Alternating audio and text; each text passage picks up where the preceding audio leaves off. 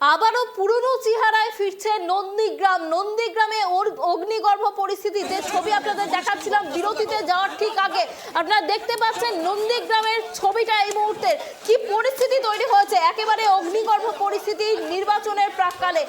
আপনারা দেখতে পাচ্ছেন বিশাল পরিমাণে কেন্দ্রীয় বাহিনী, পুলিশ, র্যাব নামানো হয়েছে এলাকায় পরিস্থিতি নিয়ন্ত্রণে আনতে।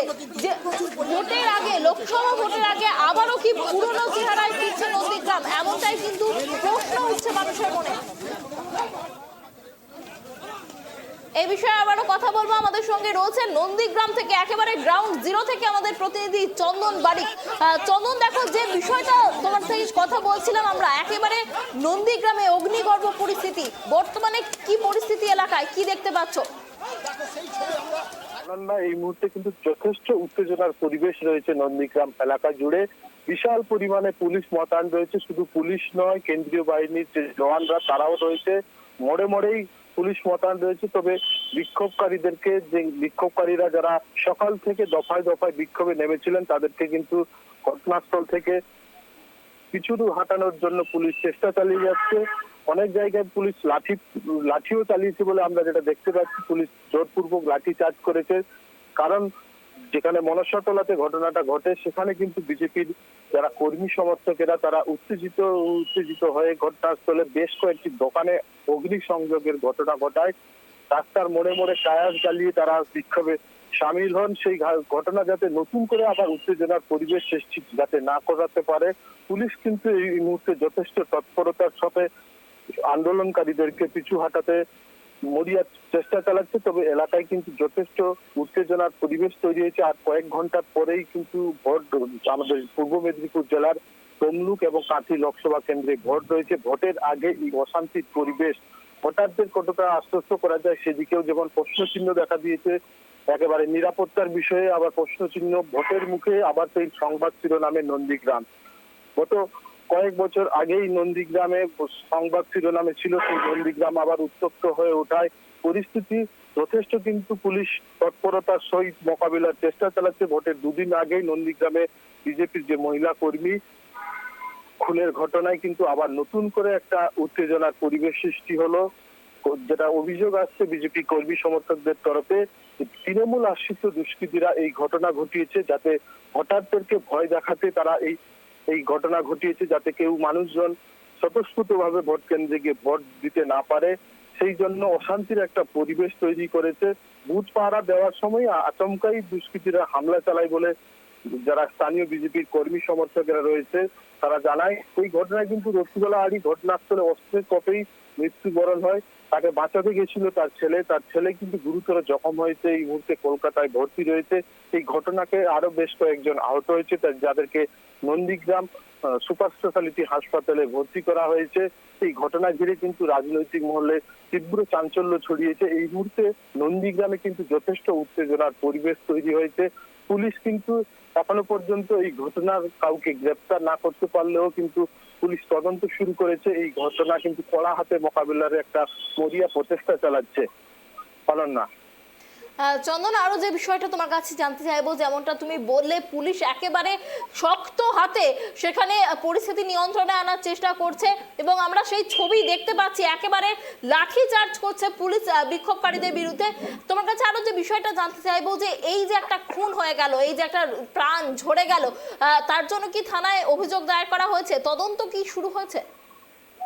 পুলিশের তরফে যেটা জানানো হয়েছে, তদন্ত শুরু হয়েছে, তবে এখনো পর্যন্ত কাউকে গ্রেপ্তার করা যায়নি। তবে পরবর্তী সময় কোন দিকে মোড় নেয় আমরা সেদিকে অবশ্যই নজর রাখবো। এই মুহূর্তে কিন্তু এলাকায় যথেষ্ট একটা উত্তেজনার পরিবেশ তৈরি হয়েছে। পুলিশ কিন্তু গোটা ঘটনায় কিন্তু ইতিমধ্যেই তদন্ত প্রক্রিয়া শুরু করে দিয়েছেন। এই ঘটনার সাথে কে বা কারা জড়িত কিন্তু কড়া হাতে পুলিশ মোকাবিলার একটা তৎপরতা দেখা যাচ্ছে নন্দীগ্রামে। অনন্যা।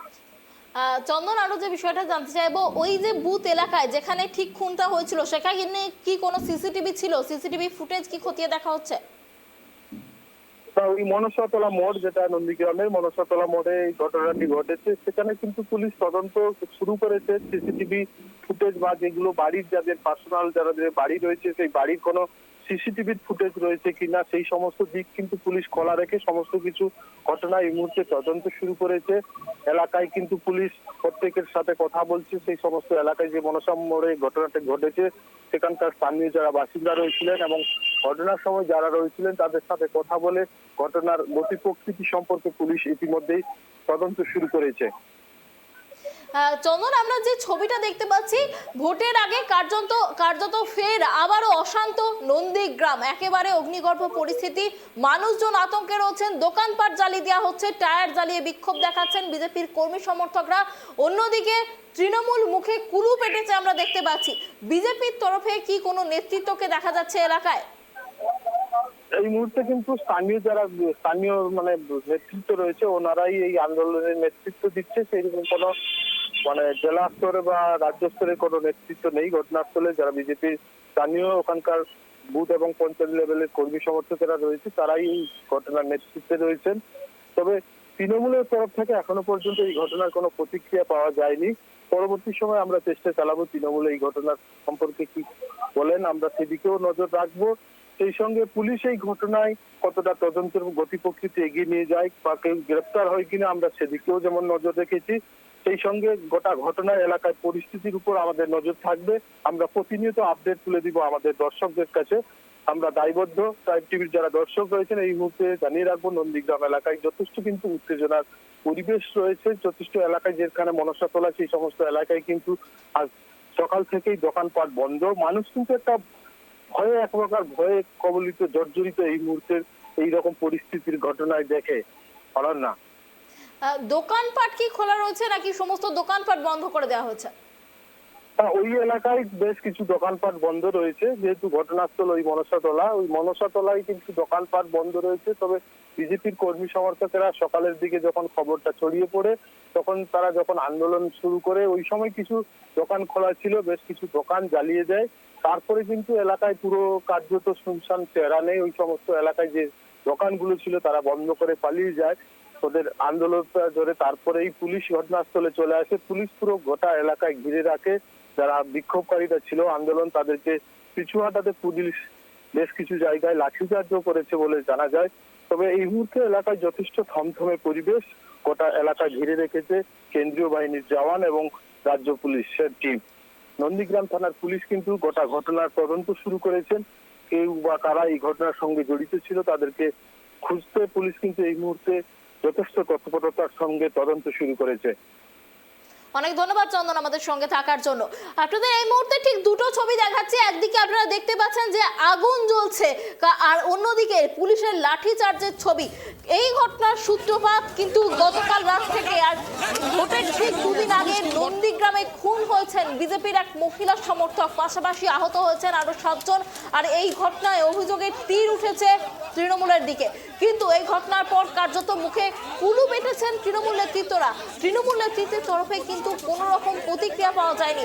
অন্যদিকে বিজেপির কর্মী সমর্থকরা কিন্তু সকাল থেকেই বিক্ষোভে নেমেছেন, কার্যত বন্ধের ডাক দিয়েছে পদ্ম শিবির এলাকায়। আপনারা সেই ছবি দেখতে পাচ্ছেন। 25 তারিখ দুদিন পরেই কিন্তু নন্দীগ্রামে ভোট রয়েছে। আর ভোটের আগে এই ছবি, মানুষ কতটা নির্ভয়ে নির্বিঘ্নে ভোট দিতে পারবেন সেই চিন্তাতেই কিন্তু এলাকার মানুষজনের ঘুম উড়েছে। পাশাপাশি এলাকা একেবারে শুনশান। বিজেপি কর্মী সমর্থকদের তরফে টায়ার জ্বালিয়ে এমনকি দোকানপাটও জ্বালিয়ে দেওয়া হয়েছে এই বিক্ষোভে। এবং পাশাপাশি তারা যে দাবি জানাচ্ছেন তৃণমূলের এই খুনের সঙ্গে তৃণমূলের যে অভিযুক্তরা জড়িত রয়েছে তাদের যেন দৃষ্টান্তমূলক শাস্তি দেওয়া হয়। আপনাদের জানিয়ে রাখি, এত বড় ঘটনা ঘটে গেলেও এখনো পর্যন্ত কিন্তু পুলিশের তরফে কাউকেই গ্রেপ্তার করা হয়নি। ঘটনার তদন্ত শুরু করেছে পুলিশ।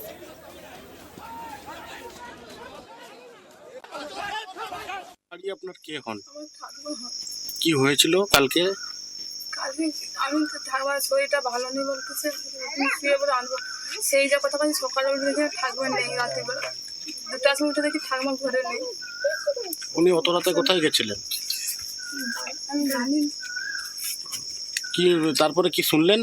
তারপরে শুনে ঠাকুমার মাথায় করে মেরে দিচ্ছে। কারা করেছে এই ঘটনাটা? আমি জানি। কি চাইছেন এখন আপনি? যারা মারে তারা শাস্তি পায়। আমরা এটা আমার বাবাকে আমার ঠাকুমাকে মেরে দিয়েছে, তারকে শাস্তি চাই। আমার আর কেউ নেই, আর দু ভাই আমার। দেখুন, বিষয়টা হচ্ছে উনি তো যেখানে যাচ্ছে, আজকে 21 সালে বিধানসভা নির্বাচনের পর থেকে এখনো পর্যন্ত আমাদের 70 জনের বেশি বিজেপি কার্যকর্তা মারা গেছে, এবং এখানে এসে গতকালকে কয়লাচর এসে এমন উস্কে দিয়ে গেছে যার কারণে যাদের পায়ের নিচের মাটি ছিল না তারা এসে এখানে নিজেদেরকে দাপত্য দেখানোর জন্য, এবং বিশেষ করে বট্টপ্রবীরের কয়েকজন সংখ্যালঘু যাদেরকে গতকালকে তারা উৎসাহিত হয়েছে, এবং আজকের এই দুর্ঘটনা ভারতীয় জনতা পার্টির একজন কর্মীর মা উনি মারা গেছেন, এবং উনি আরেকজন যিনি সঞ্জয়, সে মৃত্যুর সাথে পাঞ্জা লড়ছে, তাকে কলকাতাতে হসপিটালে ভর্তি করা হয়েছে। বাকি 7 জন কার্যকর্তা তারা নন্দীগ্রাম হাসপাতালে ভর্তি হয়েছে। ঘটনাটা হয়েছে যেটা, যে এখানে সোনাচূড়াতে জানে শুধু সোনাচূড়া নয়, নন্দীগ্রামের সব জায়গাতে তৃণমূল ভোকারটা হবে, তৃণমূলের একটাও কোনো লোক থাকবে না। এই জায়গায় দাঁড়িয়ে এখানে যখন যেহেতু তারা ভোট পাবে না, যেহেতু তাদের এখানে কিছু নেই, এখানে একটা রাতারাতি একটা কোনো রকম চক্রান্ত করে ভারতীয় জনতা পার্টিকে ভয় ভীতি দেখানোর উদ্দেশ্যে গতকালকে ভাইপোর যে বাণী, সেই বাণীটাকে কার্যকর করার উদ্দেশ্যে এখানে আজকে অসুবিধা।